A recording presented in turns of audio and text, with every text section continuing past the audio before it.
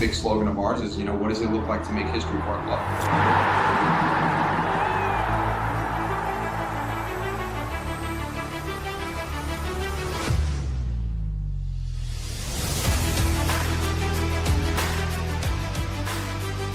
The belief is there. Go ahead and try and get these points and hopefully make the playoff line.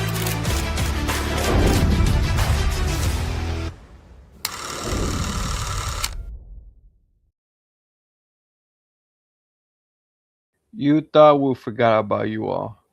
No, we're back once again for another edition for the Orange and Blueprints. I know it's on a Friday, not our usual schedule, but a series on unfortunate events lead us to the Friday so that we can talk to you guys about more Dash.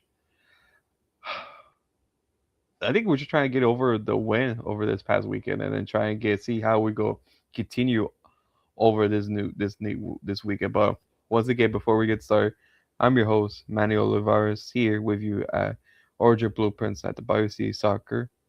But I'm here with, as we know from last week's episode, the beacon of positivity, Diego.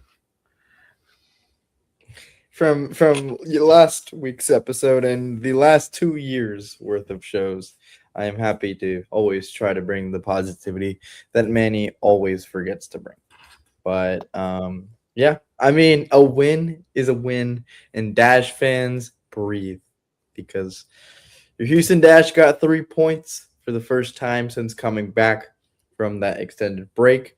They are now undefeated in 3 straight games and head up against Gotham FC, the only team since this season resumed that has beat the Dash. Manny, there's a lot to talk about. Yeah, exactly.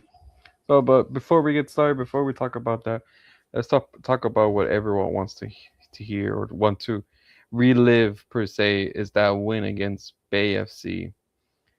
Bay FC game was very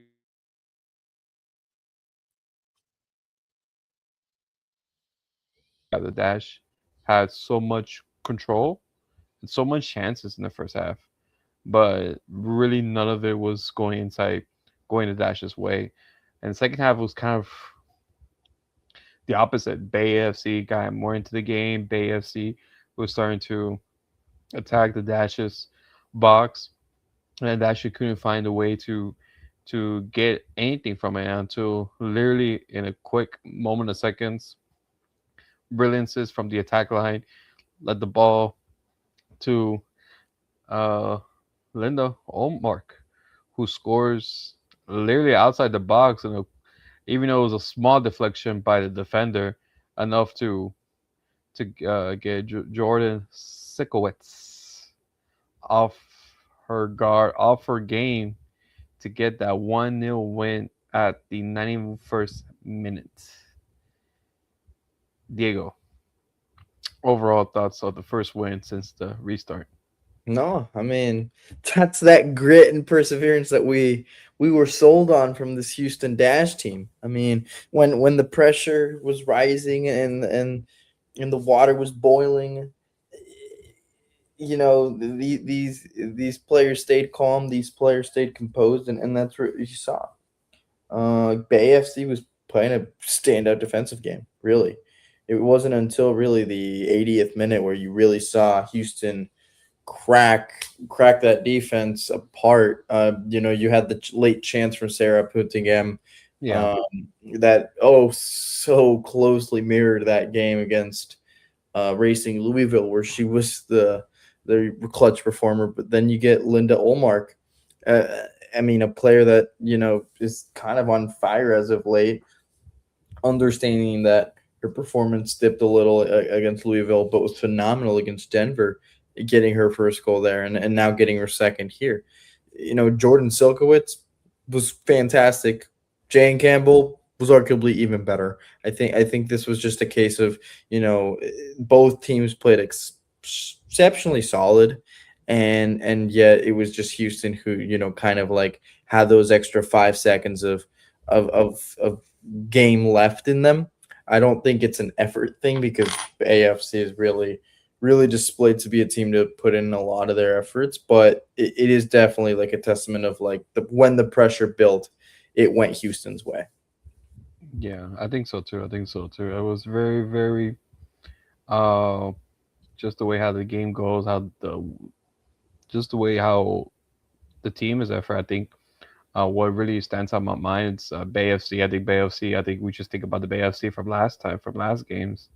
Bay FC that basically you see it's a basically a easy game, but it's relatively the hard. They're a team that had good pieces. Claire Hutton was really the best midfielder in that game, controlling the parts of the game that has really as a midfielder should do, recovering the ball, passing the ball. And then I think the one scary player that I was really on heels, if you're a Dash supporter, is Candy Fuller. I think Candy Fuller had her way in Hmm. the midfield against the Dash, and no one was able to stop either her chances or her passes. So and then I think those two were the key for that game to be 0-0 for the longest. And so it was pretty much that. And I just want to get your thoughts about the lineup. Uh, I know Fabrice mentioned on his post game conference it wasn't a quote unquote attacking lineup, but you had Maggie Graham who was playing more as a upper in the midfield as a 10 or on the flanks, and now she's putting back on the in her 8-6 position and putting K Fosse up in the forward line. So a more attack per se attacking on paper and worked out. I think mostly in the first half. In the second half, it kind of exposed with Bay FC getting used to the ball. But how do you see that lineup instead of as usual with I think for the past weeks we had Putigam or Kate Harden in that midfield. Yeah, I think I really want to actually highlight Chappie getting the start. I think Chappie is a player that we've seen come off the bench and sometimes provide us a spark, sometimes not really. And I think she was, to be honest, very good. I thought she was great. I think she showed why she's trusted to really go in there and kind of like take those responsibilities and kind of like wear it proudly. I think the lineup, although not offensively tuned, it was solid. It was enough. It showed that this team has a little more depth than we really gave them credit to. Hmm. Um, but we'll see. I think this is obviously, you just signed two strikers in Kaya Harper and Miljana and Venovic. Neither of them have started, and I have no idea whether whether they're going to be a factor at all. Um, but at the end of the day, you're displaying you have depth with two strikers on the way. I think it's putting the Dash in a great position to really say, hey, we're a team that can really outlast anybody in this league. And when you're in this position pushing for the playoffs, that's exactly where you want to be. Yeah, I think so too. I think so too. I think in my fair assessment of the game, I feel like Maggie Graham, even though the stats do feel like it, but I feel like Maggie Graham had her best game of the season in that position. I feel like even though maybe other games performance because she either had an assist or a goal, her numbers were high up. But I think the way she was flowing the game and the way she was a presence in the midfield felt more in this game than other games. But that's my opinion on that. But as we wait, I think that leads me to another question, Diego. You have an excess pool of attackers for the Hmm. dash. Does that worry you a lot that most of this team is full of strikers? As in, like, I know you mentioned it's a grades per position, but you have you have Mina, you have Harper who just came in, then you have Bright, Larissi, Kiki, K Fosse, K Raider. Am I missing anyone else? Olmark. I kind of yeah, you could put Allmark in that She's category, she's but been playing as she's been playing as a nine figure as of late. I don't yeah, know. That's my yeah. take. Yeah, so you could put her there. So you basically you have almost 8 forwards in the line in the side. Yeah. I think more than. the rest of your positions in the squad. Is Yeah, that I don't think this is a concerning problem I have because the but whole problem.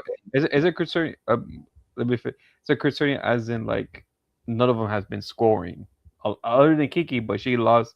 She got off her Yeah, rhythm. well, if you look at it, okay, let's deconstruct this. Let's deconstruct this. Let's Yeah, assume that we only have eight.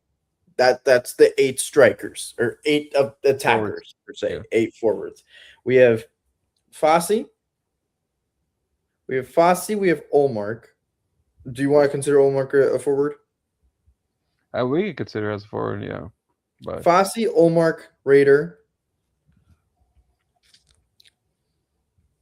Evelina, Dujan, yeah, Clarissa Laracy, and then Kiki, kind of sometimes. And then along the lines of those players, I just named 6 out of those 8. Raider has 6 goals, which is the most out of any rookie, and top 10 in the entire league. Fosse's shown that she can score a couple. Olmark already has 2 in 3 games.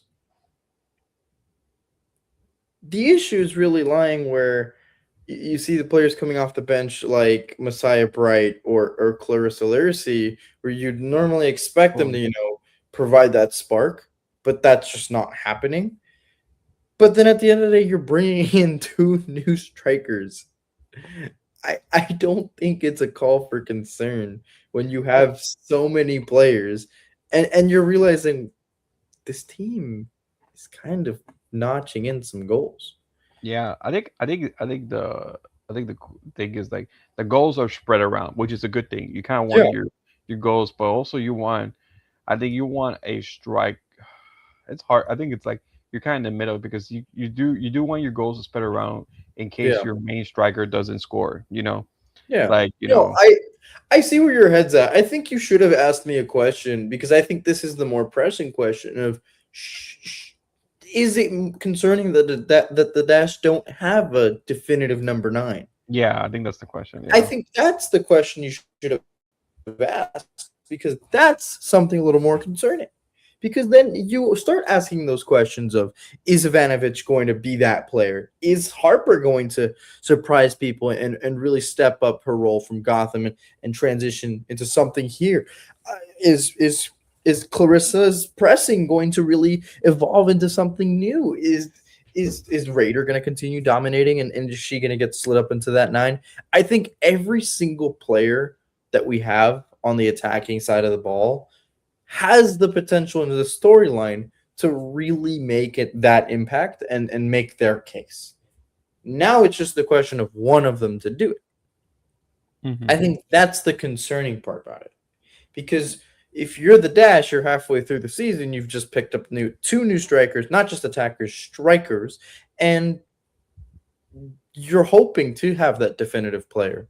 You've seen the midfield get rotated for the most part, except for that 1-2 pairing of Danny Colaprico and Maggie Graham. You have that rotation on the back line, which is fine. But typically you see these elite teams have at least 4 or 5 players game in and game out that are going to start. And I Yeah. think it's Jane Campbell. I think it's Leah Klinke. I think it's Kat Rader.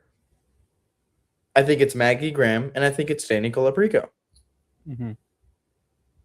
I think none of them, except for maybe Raider, is a player that you're saying, hey, we specifically need goals from you. Mhm. And I think that's the more pressing matter. You have that number 9 position and aren't filling it with somebody that, to be quite honest, you're depending on for goals. Yeah.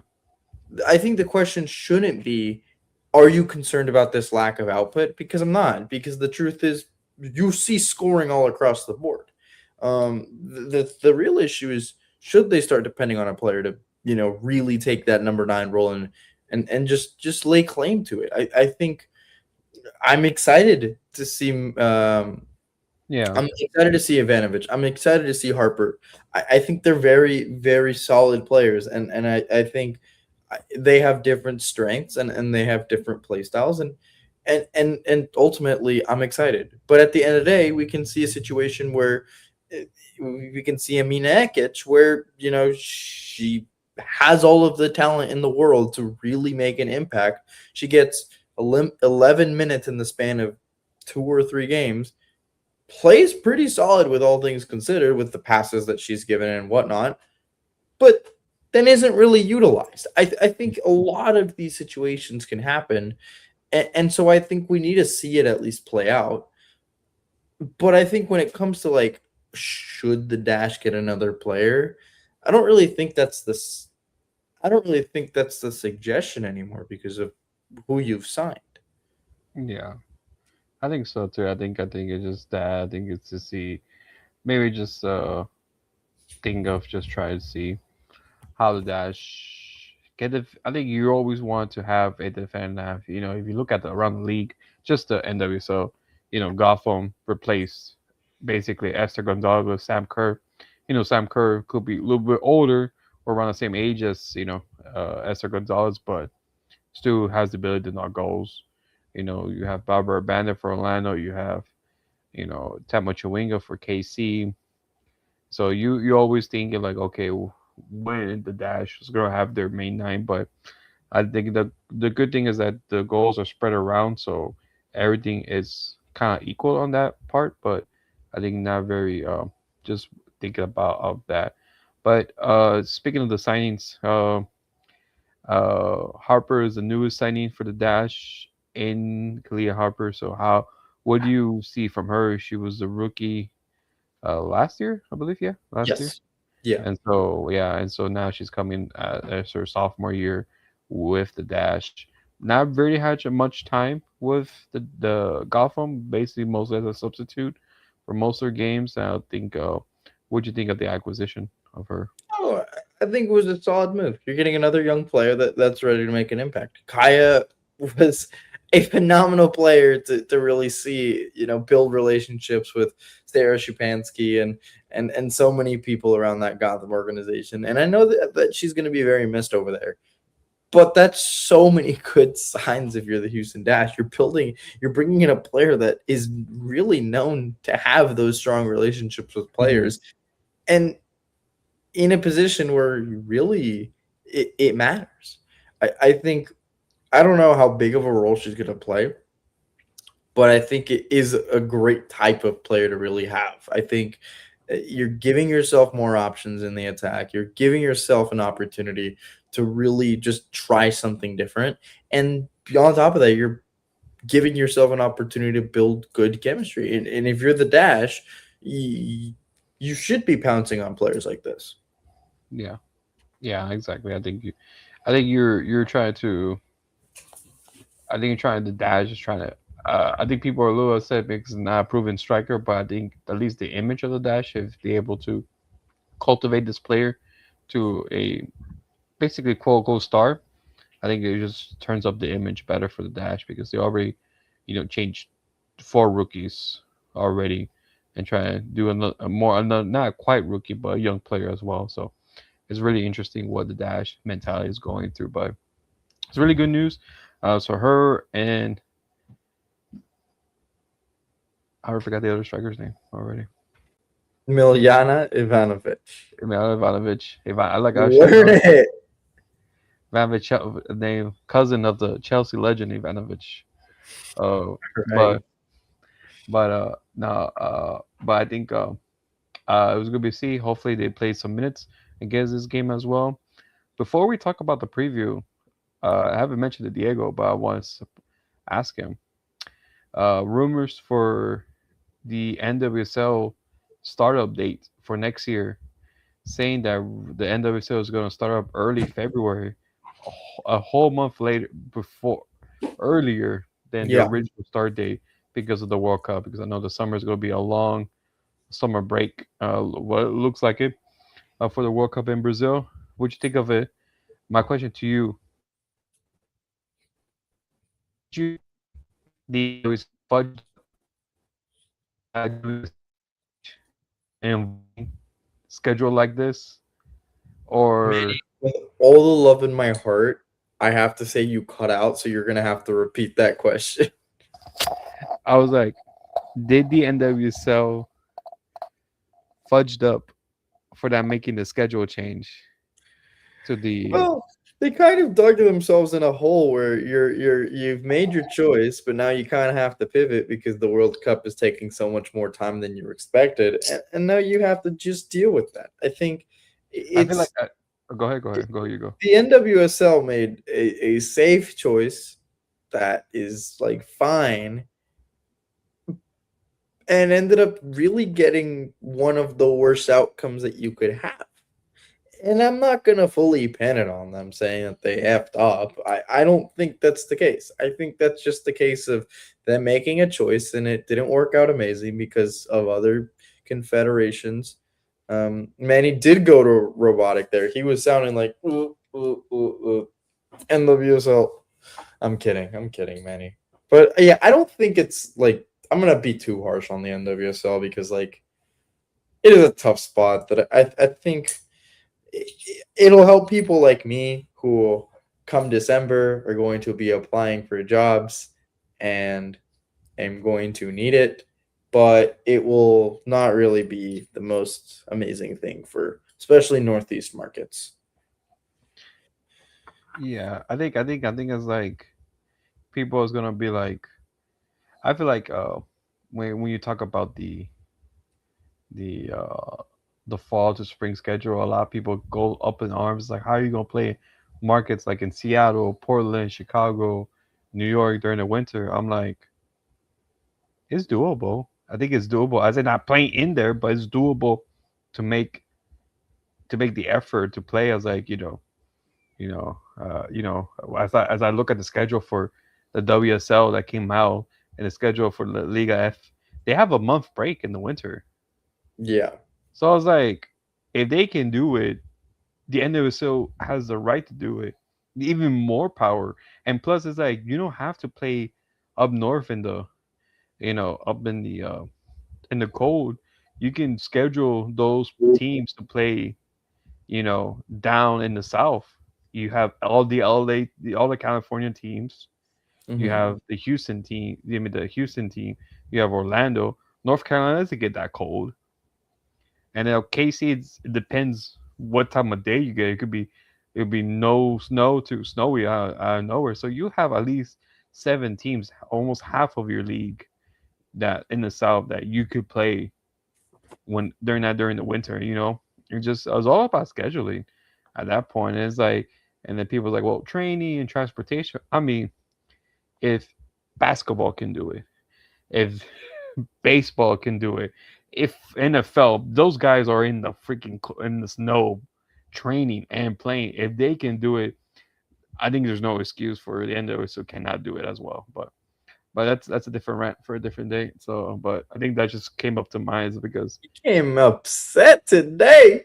no, Man, he came upset because like today. I see the report and ESPN and Athletic, the NWSL was going to do that a month early, and then all the backlash is like, as like again, NWSL had to pivot, their schedule. I was like, but yeah, those are the same people that said they were against the schedule change. So it's like, which one do you want? You can't have it both ways.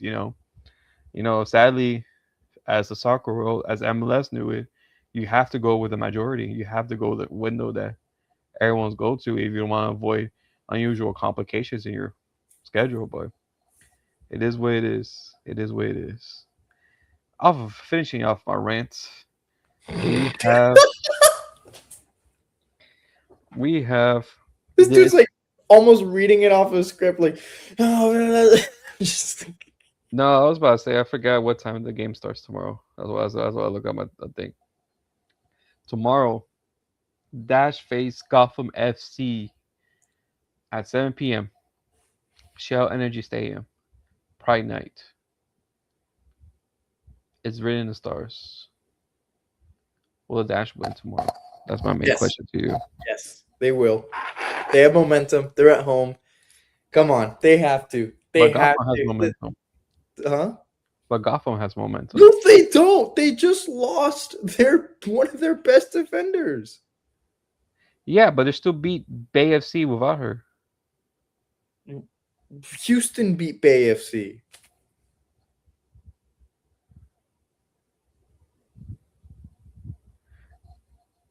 But freaking Gotham is still Hey, stacked. Gotham is still stacked.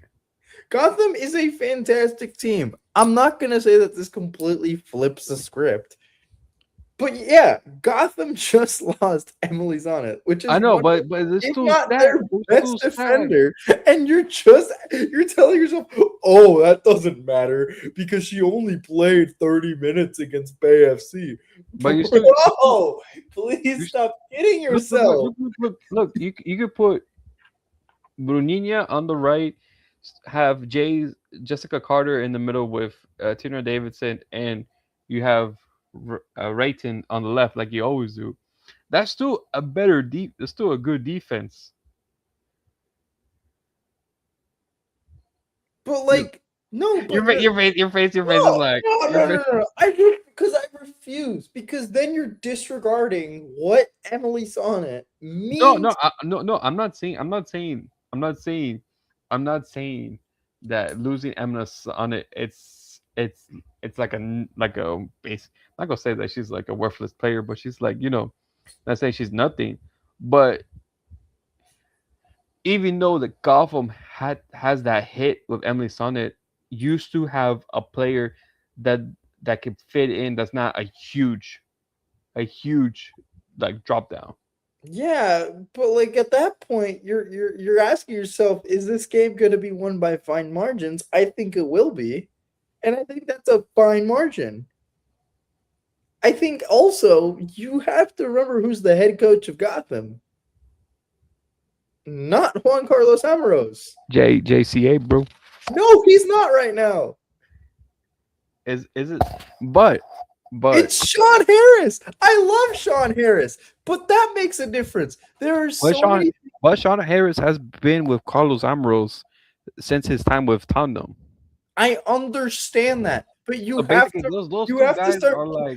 start putting these things into context of if this fully Gotham team would have played that Bay FC side, they would have won 3 or 4-0. That's the peak of that team. Right. And sure. when you've seen Sam Kerr play in that thriller where they came back 4-3, guess who had the most amount of goals in that game? Esther Gonzalez, who isn't a part of that team. Yeah. I think this Gotham team, yes, they're so strong. I don't think anybody is going to deny it, not even me. Thank you. Strong Opinions is the MVP of this podcast because he agrees with me and not with you, Manny. I swear, you just saying that there's a drop-off in quality and disregards her leadership as a whole on that Gotham team. I feel like you still have leaders as in Rose Lavelle. Yes, you do. Absolutely. But they work in different units. You like it's exactly like someone saying, "Hey, Paige Nielsen, give Cat Raider shooting tips." That's not how that works. Yeah. At the crunch of the game, of the crunch of the moment, you're gonna be looking to your leader for those like individual things. And when your leader isn't there, that might be the moment Cat Raider gets her goal. Linda Olmark gets her goal. That's the things that I'm kind of trying to mention when it comes to fine margins of these things all play a part in what kind of ultimately leads to those big moments. Yeah. What hypothetically speaking, what if Miljana Ivanovic ends up being the best striker in the NWSL?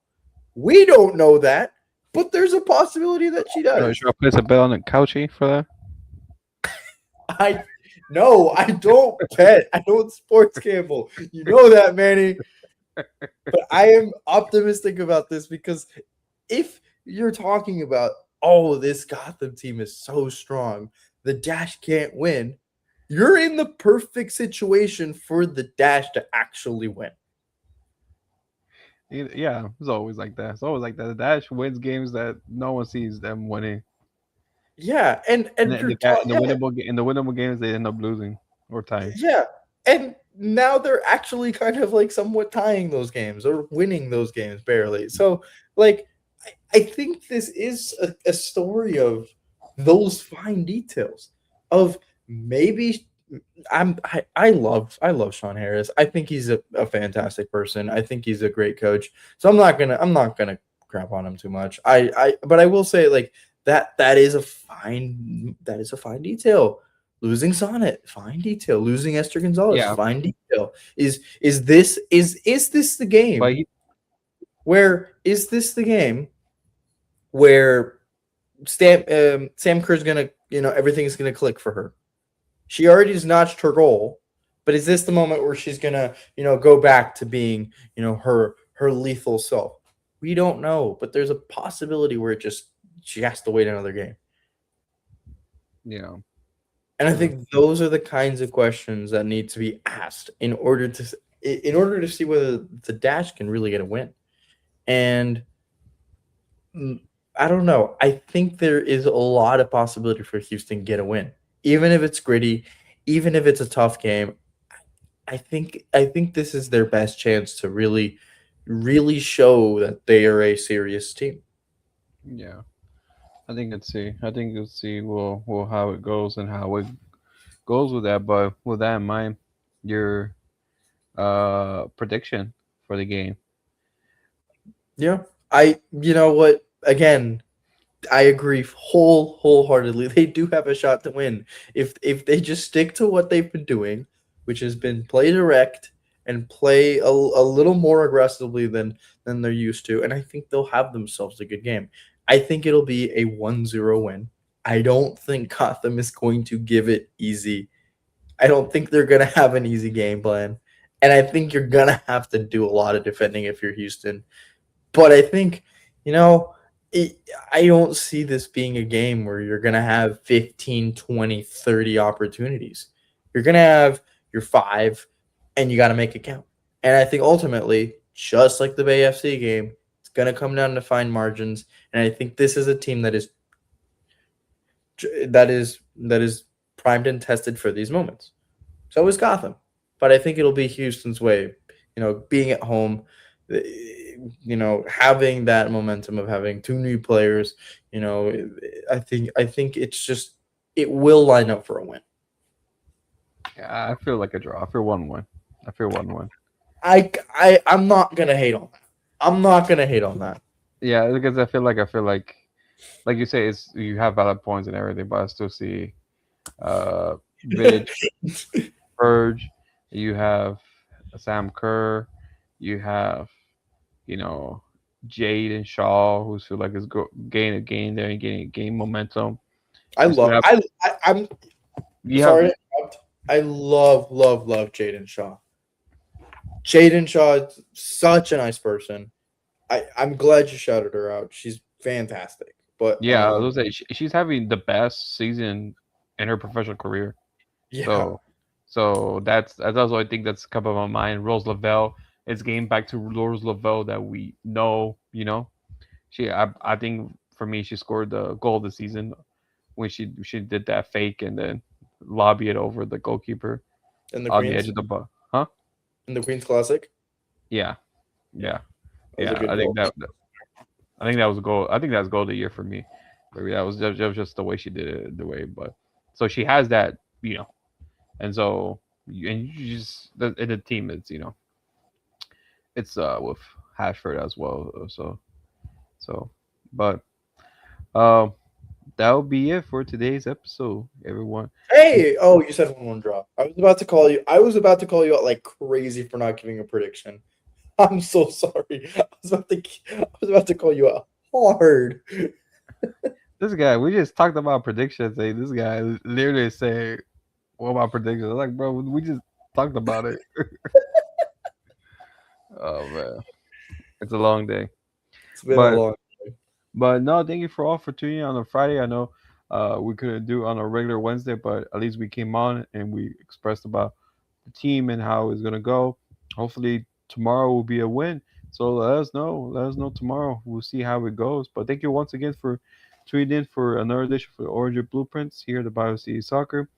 Please always look out for us on biocitysoccer.net or on social media where you see BioCity Soccer on Instagram, Twitter, X, YouTube, Threads, Blue Sky, or where you find your social media platforms.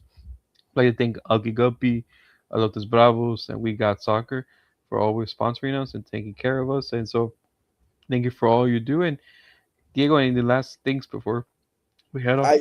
I think I've said everything. I think I really this is one of the episodes where I really have said everything. All right, man. That's good to know. But we'll see. We'll see how it goes tomorrow. We'll see. Just catch Diego tomorrow there and see. And we'll see y'all there. Are you not going to the game? Of course. Okay, all right. But I'm usually just in the zone. That's true. Well, I'm in the zone too. Don't think. Not really. You're like this. No, I'm not. No, if anything, you're the one that's locked. I'm locked in. I'm locked in. This is the locked in podcast. Oh, yeah. Oh All my gosh. We'll see y'all next week. Bye.